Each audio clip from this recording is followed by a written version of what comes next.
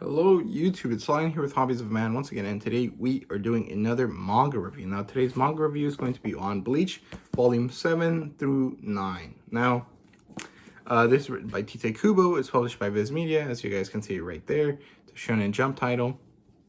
The demographic is Shonen. The genres are adventure, supernatural, and urban fantasy, basically. It does have an adaptation, and I've already watched this part. I've only watched the Soul Society arc, and I say that every time, because I wanted to read the rest of it. So yeah. Now the premise here of this chapter is basically Rukia got captured at the end of the last Omnibus on volume 6, and Ichigo gets beat to hell, and everyone must train. There's a big training arc here before they enter into the Serete, into the Soul Society, and it's really cool. I mean, that's basically most of the chapter, or most of the book, and then the second half really deals with, once they're there, how do they get into the Soul Society, like the place where the Soul Reapers live, to get to Rukia. And it's really fun. I really enjoyed it. It's really good. So the plot line is good. It's kind of transitionary. It kind of moves from the human world to the Soul Society, and the journey there is, the training arc, and then getting there, and it's cool. I mean, the fun stuff of the Soul Society arc really begins now, and it's really interesting. I really enjoy it. I think the whole idea of the Soul Society is really cool. It's kind of interesting, but some of the characters I just did not like. But yeah, the plot line is really good. I enjoy it. There's cool stuff. I like the training aspect. I think that's one of my favorite parts about Shonen. It's always cool to see how the magic system works and how you have to train it, and then see characters train it and get better at it. It's always fun to me. But yeah, that's basically it for the plot. So the characters here are interesting, I guess. A lot of them are pretty cool.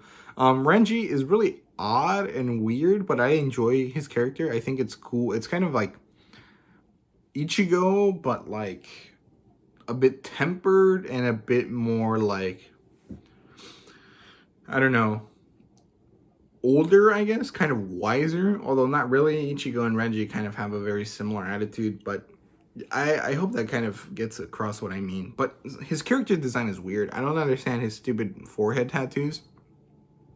But it's cool. I enjoy when he talks to Rukia and they kind of have that like fun bit going on. But overall, he's just kind of serious, but like Ichigo. I really hate Byakuya. He's such a dick. Like, he just kind of sucks. He's so mean, and not necessarily for any good reason. You don't really know. He just kind of sucks. And I really hate that kind of like, oh, I'm better than you because I'm noble attitude or whatever. And I don't like him as a character right now. He's cool later, I guess, but right now, he kind of sucks. Kukaku and Ginju, I think that's her name. The lady that's missing an arm that like likes rockets or whatever. They're really funny. I enjoy their characters a lot. It's really fun, and I like Kukaku. I think that's her name, because she's kind of like the first proper fan service character, or character that has fan servicey elements, and it's really downplayed. It's really just her like suit, or like the way she wears her robe thing. But other than that, she really doesn't care. She's really not played up like that. And I like that, because a lot of times when you have a character like that, they will be played up. And, it's kind of refreshing, I guess. But she's really interesting. I really enjoy her character, although we really don't see her for much. But, yeah. So, I really enjoy the development of Kisuke Uruhara. He's kind of the most interesting character for me in all of the Soul Society. And I wish they developed him more, but I kind of understand that it's probably for later arcs. But yeah, so what else is there? Yeah, basically everyone else gets good at stuff, and it's really cool. Uryu is probably my favorite. I like his suit, although it's kind of funky. But I don't know. Uryu is not that great of a character. I don't understand why he's going to save Rukia that much. Like, what does he owe her? Why is he? And his whole like, oh, I just want to beat Soul Reapers idea doesn't really hold up either. It's kind of like, dude, if you just want to be friends with Ichigo, just say that. I was about to call him Bakugo. But yeah, if you just want to be friends with Ichigo, just say that instead of like trying to act all cool and stuff. But I don't know, it's just kind of a thing for me. The world building is good. The Soul Society is interesting. I really like the buildings and style. The buildings and style of the place. It's like Edo, Japan, I guess. I'm not really sure. It's kind of like more old school traditional style Japan.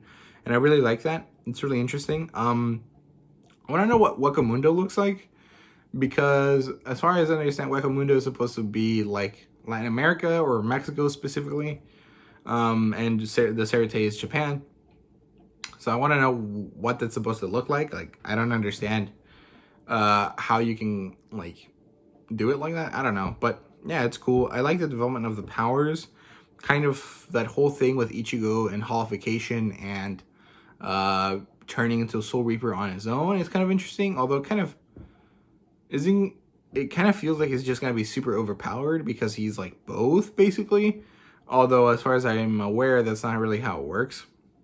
But yeah, that's basically it for the world building. It was good, but it wasn't really that much. I think some things need more explanation. Like, so Uryu is a Quincy, and he can harness his soul power in a specific way. But what about Chad and Orihime? Why are they able to do those things with their souls if they're purely human? Like, they're not Quincy because, you know, Uryu says he's the last of the Quincy. So what are they, and why do they have these special powers? And what is Chad's power anyways? Why is that, like, he gets like this weird armor over his arm, but why? I don't understand. I guess it's like each soul is gonna have a different power, but if each soul has a power, why do you need Soul Reapers? I don't know. It's kind of, there's just big holes in the story, and I'm not really sure if they ever get answered. Yeah, so the art is great as always. I'm used to it now. At the beginning, it was a little too like skinny, I guess, but I like it. It's really good. Tite Kubo has a really good ability at making battle scenes feel really fluid and like powerful and fast, and I quite like it. I think I like Naruto style of fighting a lot more. That multi-shot style that he does, where he shows you the same punch from a bunch of different angles, lends a lot of like power to it, and that's kind of missing here with Bleach. But I guess with Source Wings, it's kind of different. So I don't know. I thought it was cool, but the art's really good. So yeah, there's no fan service beyond the Kukaku looking kind of hot and having like big cleavage, but that's basically it. I would rate this a 4 out of 5. I like it. I think it's good. It's just as good as the previous 2 volumes, but it doesn't do anything beyond what it is yet, and I'm looking forward to it actually doing something beyond that. So yeah, that's basically it. I definitely recommend it. If you've been reading the series and you've enjoyed it so far, you're definitely going to keep enjoying it. And yeah, similar titles: Blue Exorcist, Shaman King, Black Torch, basically all those Exorcist type stories. And yeah, thank you guys very much for watching. Please like, subscribe, and comment down below. Share the video if you liked it. And yeah, thank you guys very much for watching. See you guys later.